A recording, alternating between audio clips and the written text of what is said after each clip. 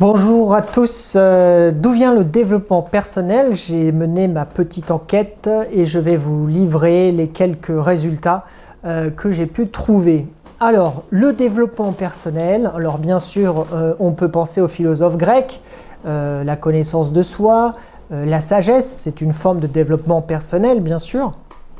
Tel quel présenté le développement personnel, c'est quelque chose qui est du XXe siècle, donc de 1900 à 2000, qui est encore aujourd'hui en vigueur. Eh bien, c'est de la psychologie humaniste, le mouvement du potentiel humain. Ce sont des psychologues américains, Carl Rogers et Abraham Maslow, qui ont créé des approches centré sur la personne, sur le développement holistique, le développement total du potentiel de la personne. Il est probable que vous connaissiez la pyramide des besoins d'Abraham Maslow, les besoins physiologiques, les besoins de reconnaissance, etc., etc. Et le dernier besoin, c'est le besoin d'accomplissement de soi, de développer son potentiel, développer son génie, etc., se réaliser. C'est selon Abraham Maslow le besoin le plus haut. Alors il part aussi du principe qu'il faut avoir développé les couches précédentes pour pouvoir développer ce besoin le plus haut, mais ça peut être contredit puisque des personnes, des artistes par exemple, peuvent négliger leur vie physiologique ou même leur besoin d'être reconnus, mais beaucoup travailler sur le développement de leur art.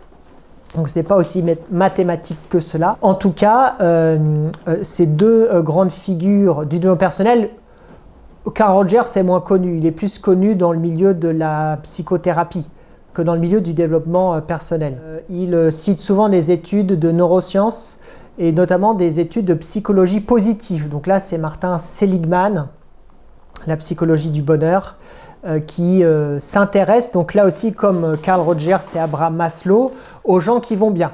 On s'intéresse aux gens qui vont bien, comment font-ils, que font-ils, pourquoi sont-ils heureux, et donc on cherche à modéliser ça pour ensuite transmettre ce savoir-faire, ce savoir-être à nous autres, gens moins heureux, pour l'appliquer dans nos vies. Alors bien sûr, la psychologie positive d'un personnel, ce sont des courants qui sont critiqués. C'est bien de faire son autocritique et de prendre du recul sur ses pratiques ou sur des mouvements. Par exemple, pour Eva Illouz, qui a écrit Sociocratie avec un chercheur espagnol, le développement personnel est américain. De toute façon, c'est logique, je viens de le dire. Et en fait, il est un peu trop personnel, justement. Ce développement personnel, il mise trop sur l'individu capable de tout, l'individu n'étant conditionné que par lui-même.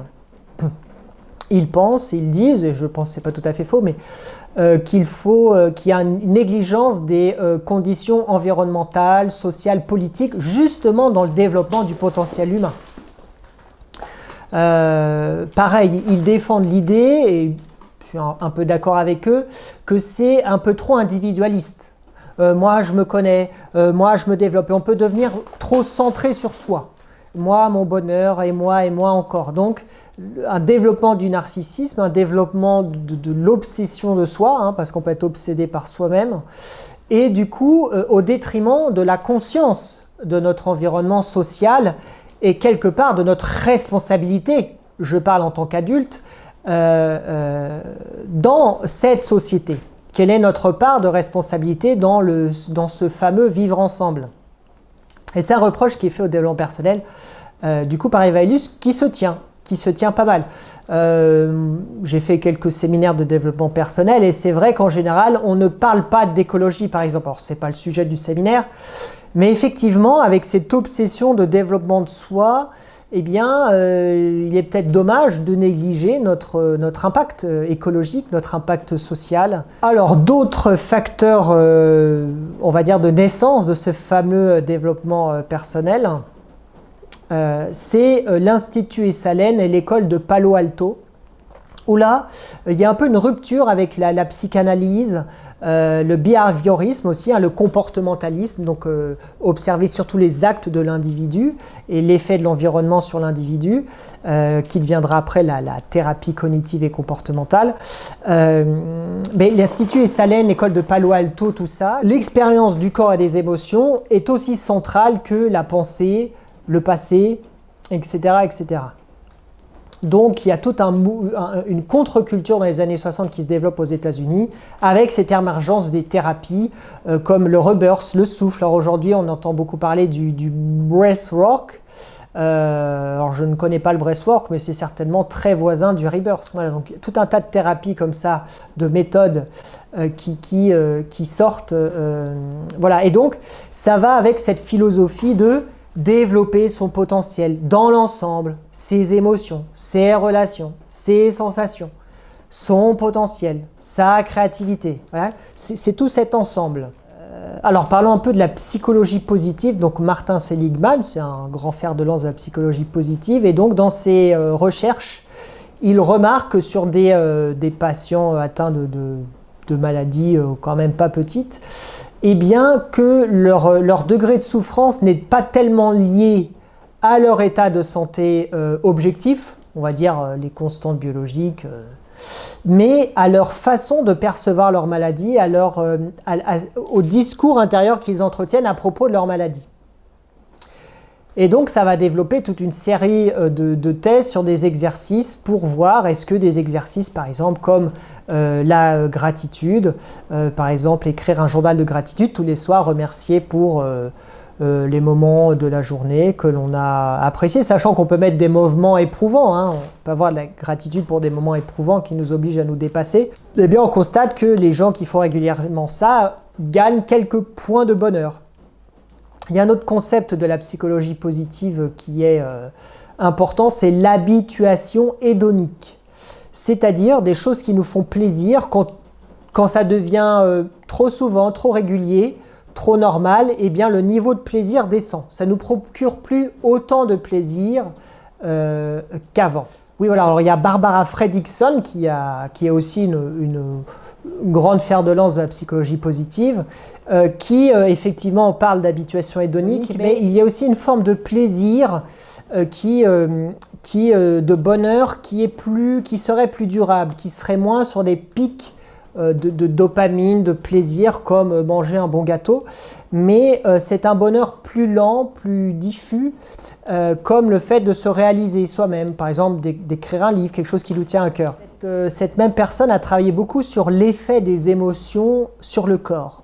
Et donc, elle constate que des émotions dites positives, la joie, l'enthousiasme, etc., eh bien, elles ont des fonctions de nutrition, elles deviennent nutritives pour la biologie, et elles impactent positivement la biologie, comme par exemple une meilleure santé cardiovasculaire.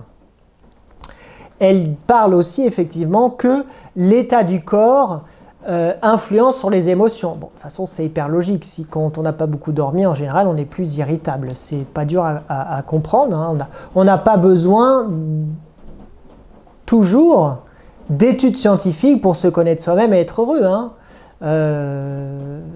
La science ne doit pas devenir un maître à écouter et dire oui, la science a dit. Nous sommes capables de découvertes simples sur nous-mêmes qui nous guident, qui nous rapprochent d'un état de bonheur ou de joie, bref, peu importe. La science confirme parfois des choses que nous avons nous-mêmes trouvées.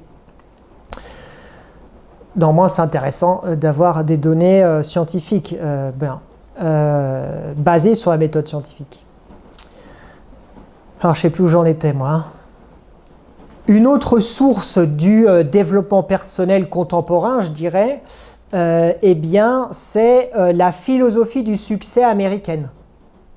Napoleon Hill, qui a écrit un livre très connu qui s'appelle « Réfléchissez, devenez riche », qui est un des livres les plus vendus de l'histoire, Andrew Carnegie, Dale Carnegie aussi, c'est de la modélisation. On s'intéresse aux gens qui gagnent beaucoup d'argent, qui ont du succès, qui ont un statut social, et on cherche à comprendre comment ils ont fait pour atteindre leur but, et ensuite à modéliser ce chemin pour se l'approprier soi-même. La PNL marche pareil, a démarré en observant les meilleurs les meilleurs communicateurs. Et donc, fort de cela, eh bien, comment on peut l'appliquer à soi-même. Donc, effectivement, c'est au rayon développement personnel. Hein, les livres de Napoleon Hill, ils sont au rayon développement personnel. Donc, la philosophie du succès américaine fait partie du champ, du monde, du développement personnel. Hein. Du reste, de toute façon, dans les séminaires business internet, dans les séminaires de marketing de réseau, eh bien, on évoque souvent cette philosophie américaine.